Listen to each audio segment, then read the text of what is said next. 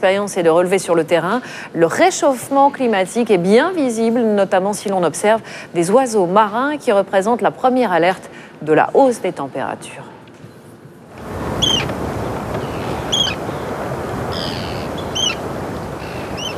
Elle plane, menaçante.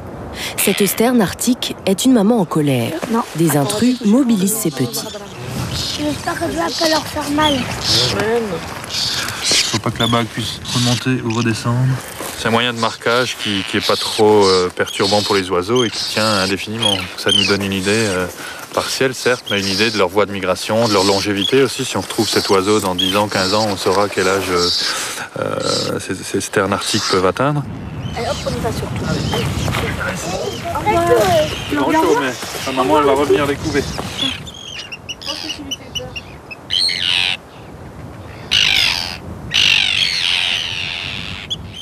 Chaque été, des sternes colonisent cette île pour se reproduire loin des renards. Mais elles passent l'hiver au pôle sud. C'est la plus longue migration animale, jusqu'à 30 000 km par an.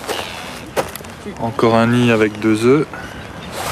Le groupe de recherche les compte depuis 1979. Les sternes arctiques, par exemple, en Écosse, ont dramatiquement chuté il y a une dizaine ou il y a une vingtaine d'années déjà, à cause de pêche trop abondante au large des côtes écossaises. Et donc là, les sternes ont servi à tirer la sonnette d'alarme.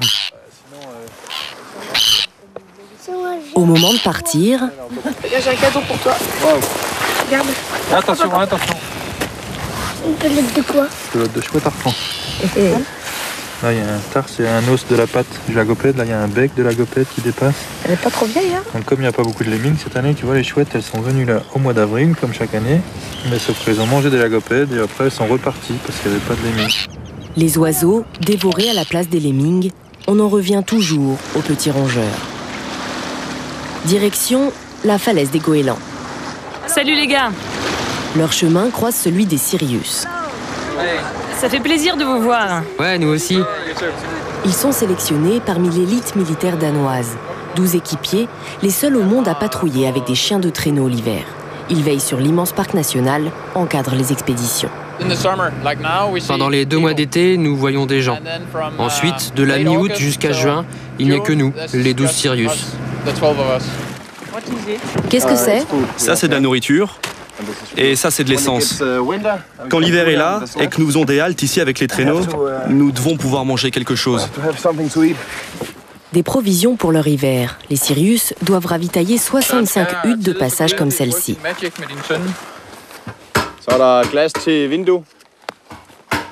Pour supporter jusqu'à moins 50 degrés, tout se prévoit, jusqu'aux allumettes. Nous les préparons pour que même les doigts gelés, on puisse les allumer.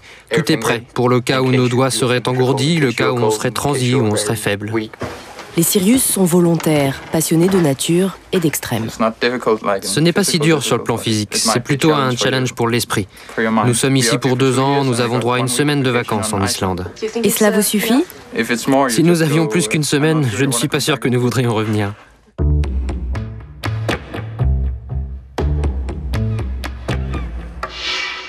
Sur l'autre versant montagneux, Olivier, Brigitte et Vladimir ont atteint la falaise, le perchoir d'été des goélands bourgmestres.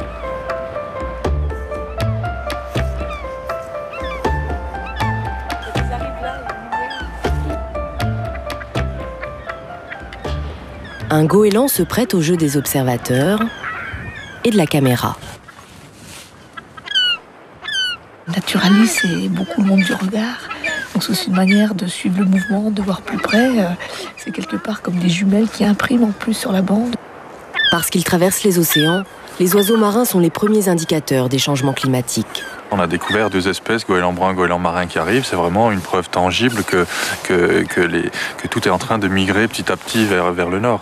En termes de biodiversité, on va avoir une perte parce que même si on gagne 30 espèces et on n'en perd que 2, les 2 qu'on va perdre, c'est vraiment des espèces typiquement arctiques et qui, elles, n'auront plus d'autres endroits pour aller. Le réchauffement, si évident désormais que la prudence des écologues fait place à l'inquiétude. Groenland, 72 degrés nord, un feuilleton signé Mallory Aounou, Nathalie